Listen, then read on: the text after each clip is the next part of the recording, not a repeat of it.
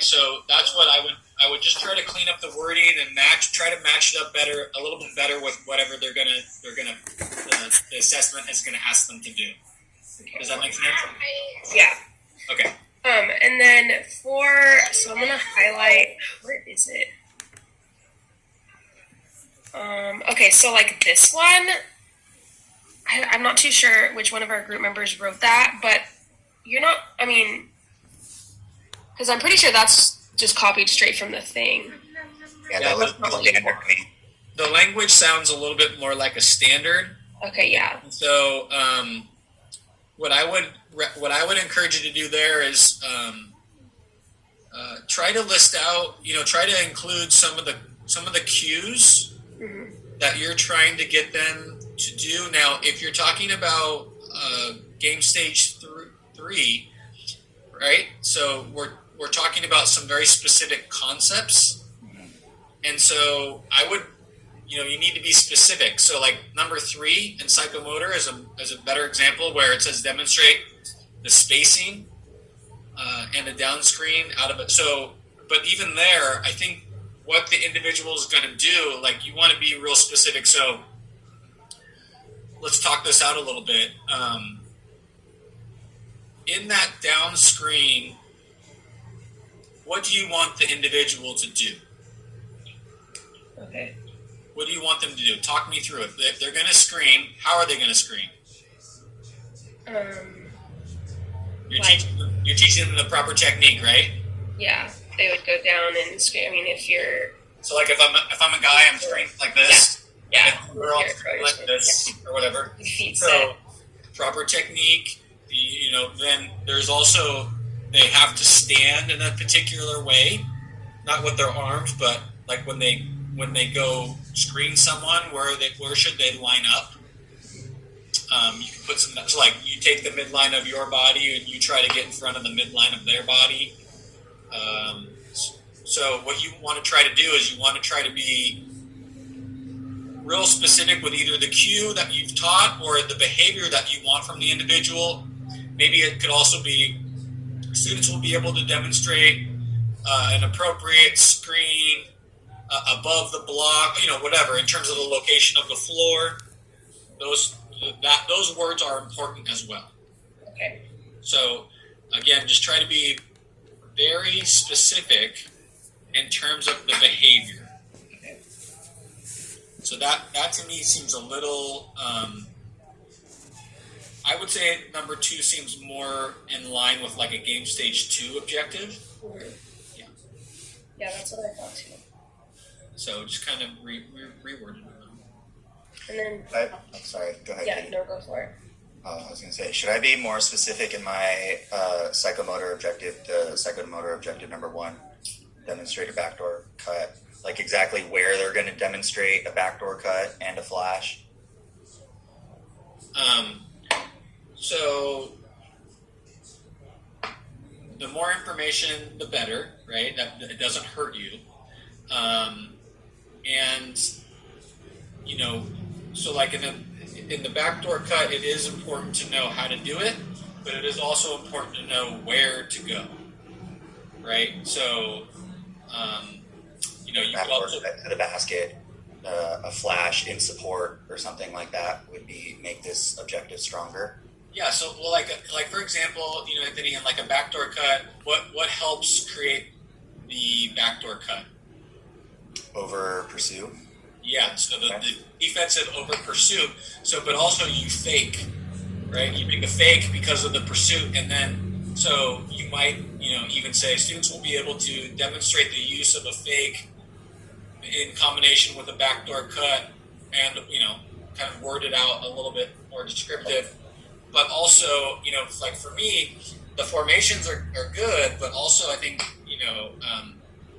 just a little bit more information would be helpful. It's not... These are going to happen? Yeah. Okay. You're right. So, again, when an evaluator picks up a lesson plan and they look at it, they should have a clear idea of what's going to occur, and they could clearly identify within the lesson where that is occurring.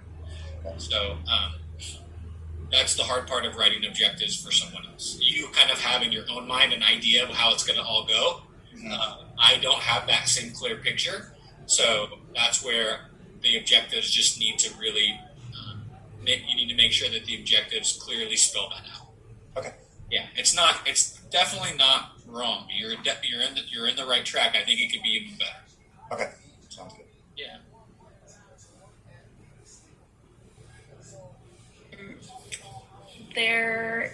Let's see. If you could just look over our teacher objectives real quick and just make sure that those look like they're. Yeah. Can you scroll down a little bit? I saw one that I was reading there. Okay. Oh, sorry, down or up? Oh, that's good right there.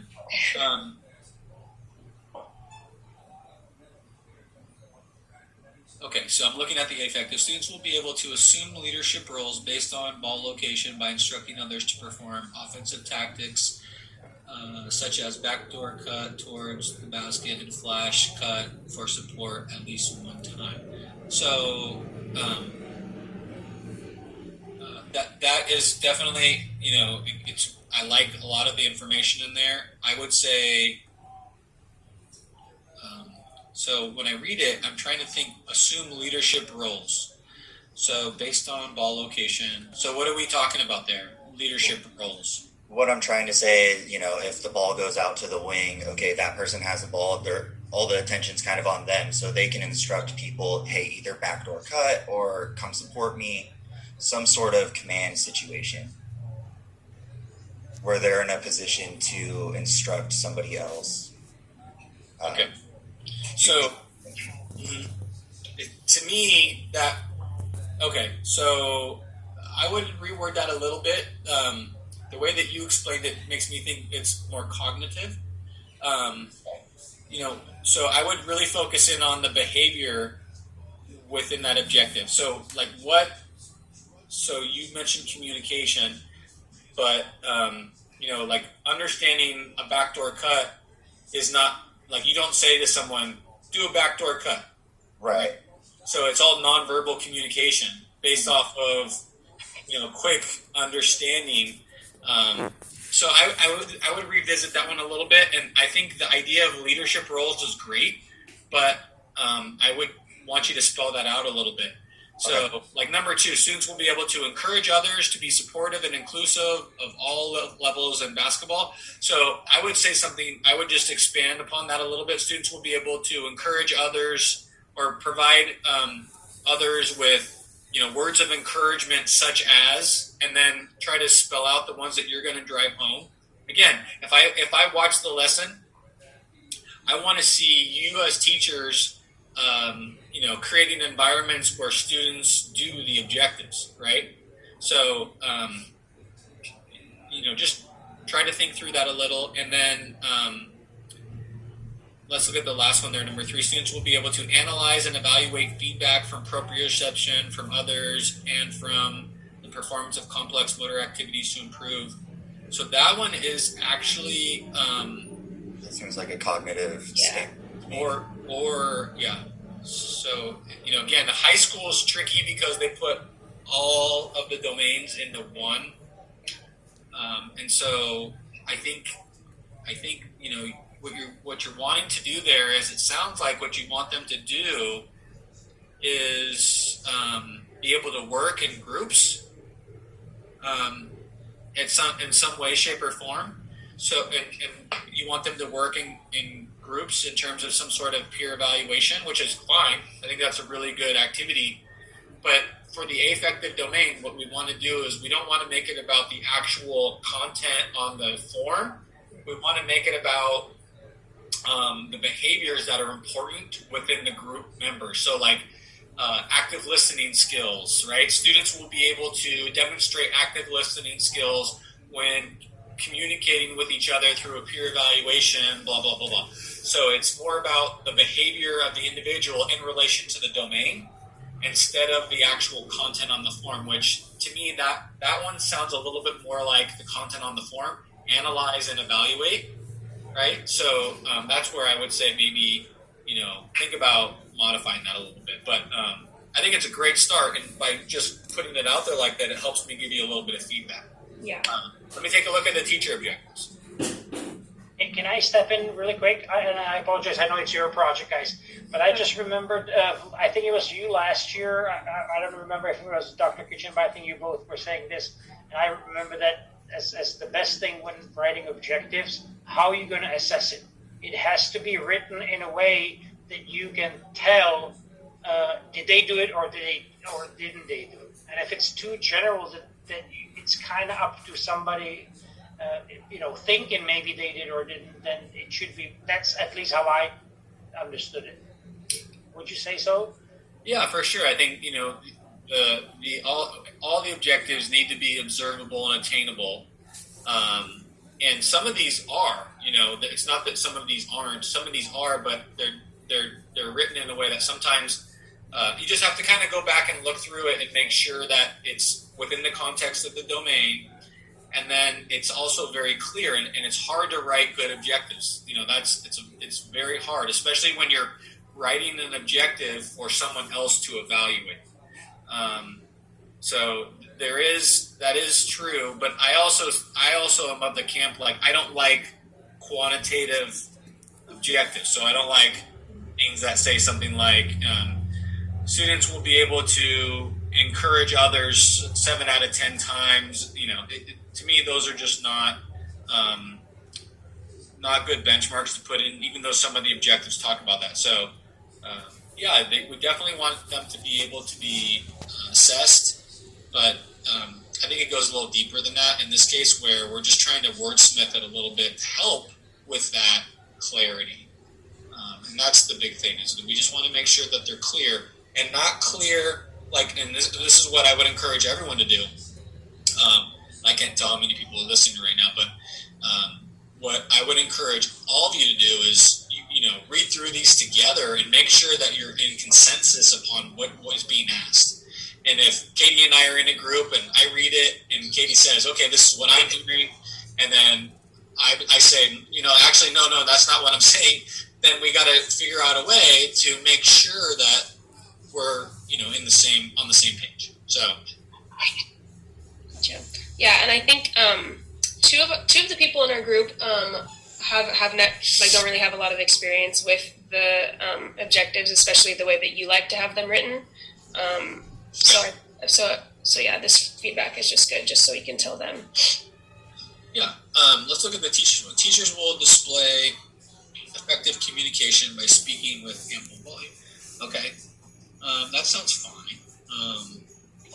Teachers will display effective opportunities for students. So I would change the word there from display to something else. So teachers will be able to, say provide. Yeah, create,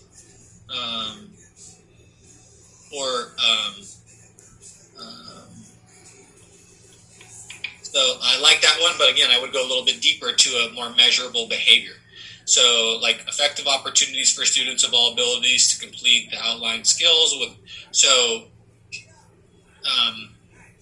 You might want to give a little context, So, be a little bit more prescriptive. And it's hard when you're talking about everybody, but it would be helpful. Teachers will encourage higher order thinking that increases student performance in the situation. So. I like that one. I think the point where it says higher order thinking, I would change that or expand upon that to some more measurable things that you would do. Right? So again, this one to me also, number 3, now that I read it again, seems a little more student-centered than teacher-centered. Right? So if you're talking about the higher order thinking that the students are going to do, okay, that's student. But if you're talking about teacher behaviors that are going to facilitate that, then I would want to know what those are. Right? Does that make sense? So it'd be teachers will encourage higher order thinking that increases student performance in game situations, such as, and then by doing what? What am I going to see as the evaluator that the teachers are going to do to facilitate that higher order thinking? Or you might want to just start over with that one and just talk more about like what the teachers are going to do to create an environment for learning, whether that be, how are you going to get students to work together? What's that going to look like? How are you going to get students to actively listen? What are you going to do as the teacher to create that? So that would be more measurable in terms of the teacher. Okay. That one seems a little bit more based on like student performance. Yeah. For sure. But it's a great start. Yeah, I think that was it. Still a little confused on the purpose of basketball. Okay, so let's say I'm a high school student. Okay, are you reaching out to high school students? Yes. Okay. So you come to class and you say, "Hey, we're great. We're going to play basketball. We're going to do a unit in basketball." Okay. Tell me why. Why do I need to know basketball? Not right now, but that's kind of the question you need to answer, right? Like, why do I need to know basketball? What's relevance in basketball society? going to do for me? What's that? Sorry, I didn't mean to interrupt. What's its relevance in society? Kind of. That I think that could be more of the nature part. Like that's the the evolution. But like, I'm in high school. I'm in your class. I kind of have a sour taste about basketball. Why do I need to know basketball? Okay. Like what can basketball do for me? And you know what? Maybe the argument is more fitness based. Mm-hmm. Maybe it's a great cardiovascular activity. Maybe it teaches other skills like you used the word proprioception earlier. What changes it? Maybe you talk about it from that perspective. Maybe you talk about it as a team sport. Maybe you talk about it in terms of the climate. Maybe you talk about it in terms of accessibility, the argument around access, right? Like, hey, maybe you don't have a lot of money and you can go just about anywhere in your community. And oh, by the way, you live in the community and I live in the community. And, you could be more specific. Like, hey, we have 12 basketball courts at this place and we have this facility and they do this. And so, you can make a really good argument for why I need to learn it. But if you can't make the argument, then you're not going to change my view about basketball. And again, you're writing this for your future students, right? So you're not writing it necessarily for me. You're making an argument as to why it's important. And for all of us, we have something that's like that. Maybe it's soccer for you. Maybe it's basketball. Maybe it's swimming. Maybe it's golf. Maybe it's whatever. Like there's certain things that we're not convinced are like our favorite thing. And remember, high school physical education, middle school physical education is about presenting opportunities to individuals. And so part of your job is a little bit, is a little bit of a salesman in the sense like, hey, here's a great activity and here's why you need to know how to do this.